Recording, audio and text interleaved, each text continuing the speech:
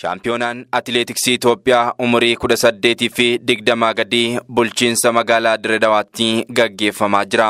Torbee tokkoof kan turu shaampiyoonaan atileetiksii Itoophiyaa umurii 18 gadii yeroo arfaffaaf kan umurii 20 gadii immoo yeroo 13ffaaf gaggeeffama. Dorgomichi fiigicha dabalatee falmiiwwan garagaraan dirree irratti korniyaa lamaaninuu kan gaggeeffamu yoo ta'u, atileetonni fageenyaa fiigichaa garagaraan shaampiyoonicha irratti hirmaatan qophii gahaa taasisaa turuu dorgomicharraa bu'aa gaarii kan eegan ta'uu dubbatu. Dorgommiidhaafis shaakala baay'ee gaarii ta'e hojjetaa turre, koachii gaarii qabna.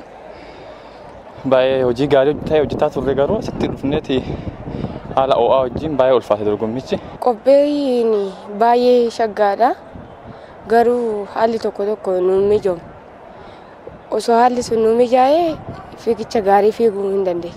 Baay'ee haalli isaa gaariidha garuu qilleensi isaa hin ho'aa baay'ee humna osoo qabdu yookaan ashannafamuutu jira.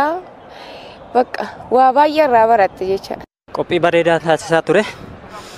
Qabxii magaariin galmeessadhee yaada. Yoo Waaqayyo na gargaare qabxii magaariin galmeessadhee yaada.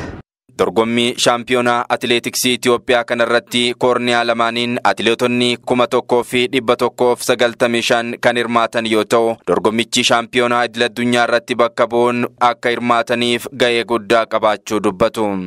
Fuuldura mul'ata guddaa waan qabuuf gara fuulduraatiif qabxii gaarii galmeessu abdiin qaba biyya kootiif jechuudha. Fuulduratti waan gaarii hawwina jennee na yaada. Garuu yoo waan ijadhe ta'a malee nuyi yaadne fosoon ta'een akka gaariitti qophoofnee isa sana ashannafuuf yookaan milkeessuuf gabii keenya gahuudhaaf tattaafachuutu nurra jira jedhee yaada. Atileetota as jiran hundumaaf qabxii gaarii galmeessanii iddoo guddaa akkuma atileetonni dura maqaa biyyaa waamsisan akkasuma bakka biyya keenya bakka buunee maqaa akka waamsistu abdii guddaan qaba. Pirezidaantiin Federeeshinii Atileetiksii Itoophiyaa Komaandar Atileet Silashisiin kaayyoon dorgommichaa atileetota ciccimoo horachuu fi shaampiyoonaa atileetiksii Afrikaa waggaa 18 fi 20 gadii ji'a adoolessaa dhufu Naayijeeriyaatti gaggeeffamuuf atileetota Itoophiyaa bakka bu'an filachuuf ta'uu himani. Kaayyoon wal dorgommii kana tokkoffaa atileetonni Itoophiyaa mararraa dhufanii asitti wal arganii kilaboota irraas naannoleewwan adda addaa irraa dhufanis asitti wal arganii dandeettii isaanii hin agarsiisu jechuudha. Inni lammaffaan immoo wal dorgommii kan guddattoota kan Afrikaa barana hin qabne Naayijeeriyaa irratti godhama. Isaaf ijoollee asirraa filannaa jechuudha.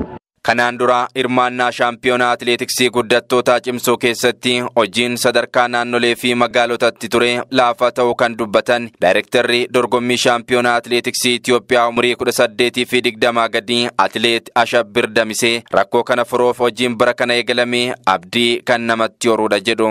Gara naannoo gadi bu'ameetu daataan atileetii bakka jirutti calalamee qulqullaa'ee gara daataa dhufee rakkattu atis gadi buutee eenyu eessa akka jiru waan beektuuf salphaatti atileetota kana calaluu dandeessa. Haa ta'uti garuu hojiin akkasii gadi bu'ee sirriitti waan hin hojjetamneef rakkinni kun rakkina umriitiin wal qabatu gangalatee as ga'ee jira. Fuulduraaf garuu federeeshiniin gadi bu'ee naannolee bakka dhaabbattoonni ispoortii jiran hunda keessa gadi bu'ee daataa atileetii bara kam ispoortii keessa seenee kan jedhu seeraan gara qo'atii isaatti galfatee jennoo guddaa kan fudhanne ta'e borusitti fufa waan ta'eef gadi bu'amee sirriitti hojjetamuu qaba. Atileetotaaf iddoon shaakalaa mijataan jiraachuu dhabuu dabalatee waggoottan darban akka biyyaatti rakkoowwan atileetota ciccimoo horachuuf danqaa ta'an furuuf hojjetamaa jiraachuu kan himan pirezidaantiin Federeeshinii Atileetiksii Itoophiyaa Komaandar Atileet Silashiin dorgommiin shaampiyoonaa atileetiksii bara kanaas kana xiyyeeffannoo keessa galchuun gaggeeffamaa jira jedhu. Steedoomiin Finfinnee barana hin dhuma jennee yaadna. Mootummaan akka gaariitti irratti hojjechaa jira. Steedoomiinis haaraan guddichis Addababa steedoomiinis innis almost dhumaa jira. Gara fuulduratti bakka itti shaakalan hin dhabne jedhee yaadu. Garuu barana hanqina guddaatu jira. Atileetonni keenya akka gaariitti bakka itti shaakalan hin dhabne hin qabani. Asirrattis dhiibbaa tokko tokko inuma laalla. Atileetonni asirrattis warra dhufan kun tiraak irratti hojjetaniiti. Tiraakiin warra tiraak irra fiigan tiraak irra shaakala godhaniiti kan dhufanii asitti irratti fiiguu kan danda'an.